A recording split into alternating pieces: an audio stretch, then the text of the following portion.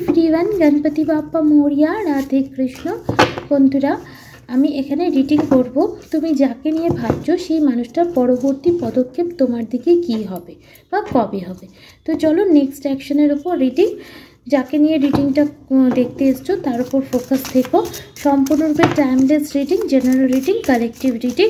So আমি যবেই upload করি না কেন তোমরা তার থেকে যে টাইমে তোমাদের সামনে আসবে সেই টাইমে ডিভাইন মেসেজ তোমাদের জন্য থাকবে, আর তোমাদের কি করা উচিত তারও একটা গাইডেন্স দিয়ে দেবো। চলো বন্ধুরা দেখে নেব তার নেক্সট অ্যাকশন কী হবে। বেস চক্র, positive movement forward, the waiting game,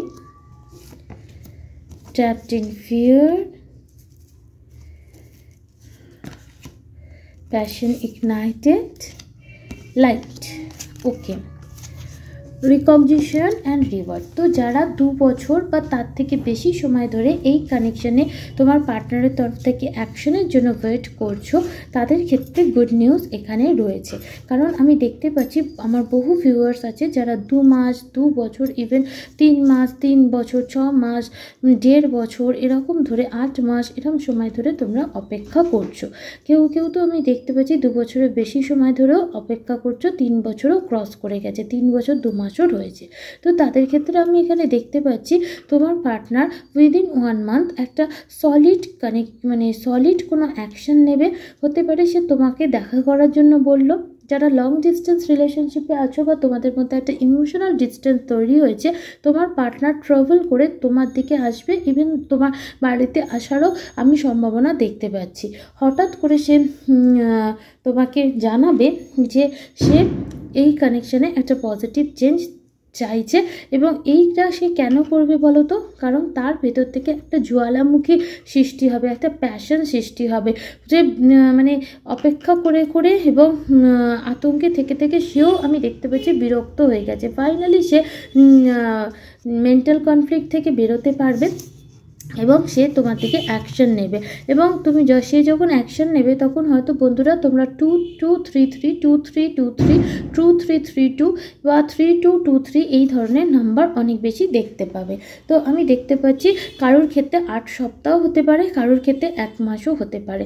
তো এই মানুষটা তোমার দিকে অ্যাকশন নেবে, নিজেই নতজানু হবে এবং তোমার যে ইনার ওয়ার্ক তার ফল তুমি পাবে।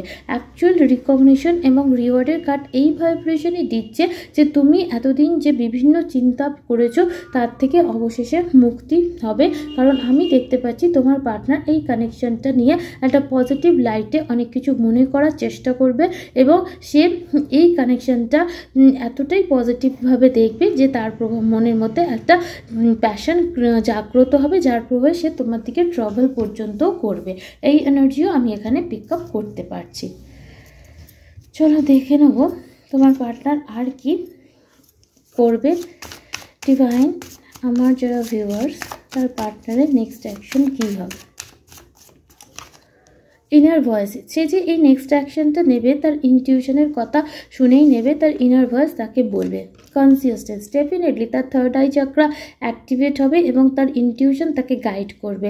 তুমি তোমার পার্টনারের 3rd আই চক্রায় এনার্জি পাঠাতে পারো যাতে সে mental message, divine message receive করতে পারে। নাথিংনেস, সে এটা বুঝে যাবে তোমাকে ছাড়া তার লাইফ এমটি। সে নিজের ইনার ভয়েস শুনবে, সে নিজের কনসিয়াস মাইন্ডের কথা শুনবে এবং সাবকনসিয়াস মাইন্ডের কথাও শুনবে। শোনার পর তার মনে হবে উইদাউট ইউ তার লাইফ টোটালি কালারলেস। তাই জন্য সে নিজের ইনটিউশনের কথা শুনে তোমার দিকে ট্রাভেলিং করবে। লং ডিস্টেন্স রিলেশনশিপ হোক আর ইমোশনাল ডিস্টেন্স হোক, ট্রাভেলিং তো এখানে ইন্ডিকেট করছেই যে তোমার পার্টনার তোমার সাথে মিটিং করবে। লেজিনেস, এই মুহূর্তে কিছু জনের পার্টনার আমি দেখতে পাচ্ছি একটু নিজের কমফোর্ট জোনে থাকার চেষ্টা করবে, কিন্তু বেশিরভাগ মানুষের ক্ষেত্রে আমি দেখতে পাচ্ছি তোমার পার্টনারের অনুশোচনা হবে পাস্টে নিজের অ্যাকশান নিয়ে এবং কেন এতদিন সে অ্যাকশান নেয়নি, এই কানেকশনের জন্য সে ফাইট করেনি, কেন সে কমফোর্ট জোন থেকে বেরোয়নি, কেন এত লেজিনেস দেখিয়েছে, তার জন্য তার একটা গিল্ট ফিল হবে। কারণ সে এটা বুঝে যাবে যে এই পার্থিব জগতের সমস্ত কিছুই কার্মিক, সমস্ত কিছু ইলিউশন। কারণ আমি দেখতে পাচ্ছি এখানে বহুজন আছো যে তোমার পার্টনার আর তুমি একে অপরকে মিরর করছো, তোমরা টুইন ফ্লেম জার্নিতে আছো এবং তোমার পার্টনার তোমার মধ্যে নিজেকে দেখতে পাচ্ছে, নতুন করে আবিষ্কার করতে পারছে, এই কানেকশন সম্পর্কে বুঝতে পারছে এবং তোমার সাথে সে লাইফটাকে এনজয় করার কথা ভাবছে এবং এগোনোর কথা ভাবছে।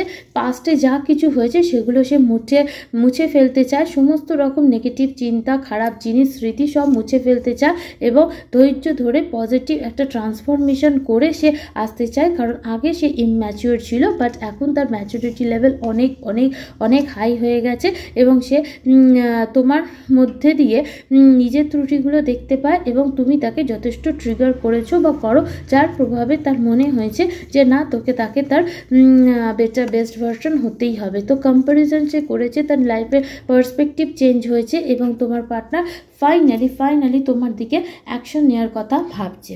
তো আমার ভিউয়ার্সের জন্য গাইডেন্স আমি দেখে নেব যে ভগবান শ্রীকৃষ্ণ তোমাদের কি করতে বলছেন।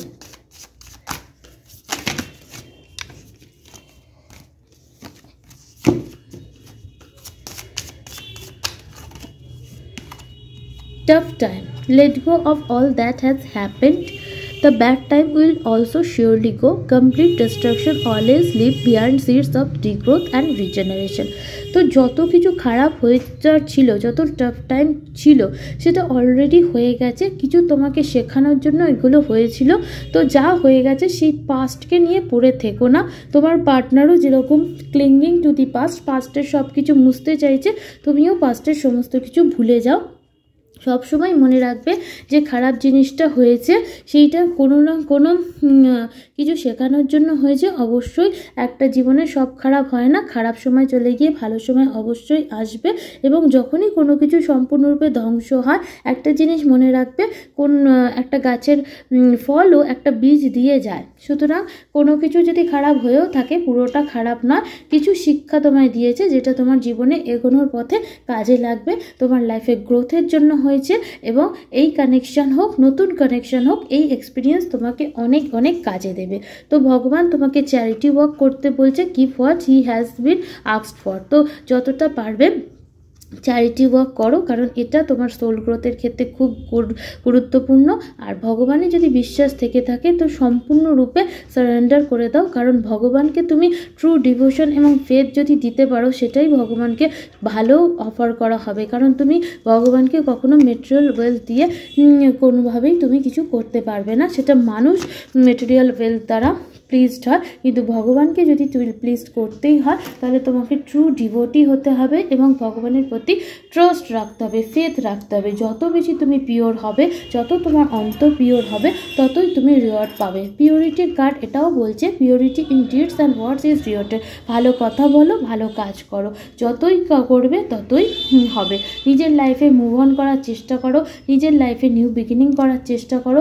যত পাস্টে কিছু হয়ে গেছে সেগুলোকে let go করো। New beginning, let go of the old, welcome the new which will make its old time to come and is possibly on its way। তোমার লাইফের নিউ বিগিনিং রাস্তাতেই আছে, তো করতে শুরু করো, ঠিক আছে? আর যে কাজের জন্য তুমি এসছো সেই কাজকে ফলো করো, follow the path destined for you. যেটা জন্য তুমি এসছো, তোমার লাইফে এত obstacles, move on, do not stop, এগো, থেমো না, অ্যান্ড অর লুক ব্যাক, পেছন ফিরে তাকিয়েও না। The desire change will come, তবেই তুমি যে চেঞ্জ চাইছো সেটা তুমি করতে পারবে। আর তোমাকে কাজ করতে বলা হচ্ছে, ভালো থাকো, বি গুড, ডু গুড, মানে ভালো করো, অ্যান্ড নেভার লস ফেথ, বিশ্বাস হারিও না, ডু ইয়োর কর্মা, কর্ম করে যাও, বি প্রিপেয়ার, নিজেকে সবসময় তৈরি রাখো, দেখবে জীবনে সাকসেসই সাকসেস পাবে। তো বন্ধুরা, এগুলো ফলো করার চেষ্টা করো। Thank you.